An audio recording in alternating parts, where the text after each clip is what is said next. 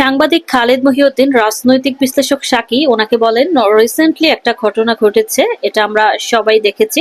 একটা স্কুলের প্রধান শিক্ষিকা, ওনার মাথার উপরে বঙ্গবন্ধু এবং শেখ হাসিনার ছবি থাকায় সেটা নামিয়ে ফেলতে বলা হয়েছে। তখন ওই শিক্ষিকার রিয়েকশন এমন ছিল যে, আমার বাবা একজন মুক্তিযোদ্ধা ছিলেন, বঙ্গবন্ধু আমার আদর্শ, আমি বঙ্গবন্ধুর ছবি নামাবো না।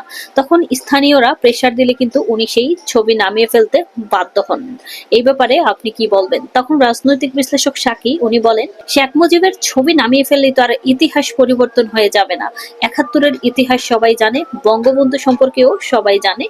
সো এই যে যেখানেই বঙ্গবন্ধুর ছবি থাকবে সেটা নামিয়ে ফেলতে হবে, এই বিষয়গুলোকে আমি সমর্থন করি না। আর সবচেয়ে বড় কথা হচ্ছে, এগুলোর জন্য শেখ হাসিনাই দায়ী। কারণ শেখ হাসিনা গত ১৬ বছর ক্ষমতায় থাকাকালীন জিয়াউর রহমানের যেখানে যা ছিল সেগুলা ভেঙে চুরে গুড়িয়ে দিয়েছে, নাম পরিবর্তন করে ফেলেছে, যার কারণে এখন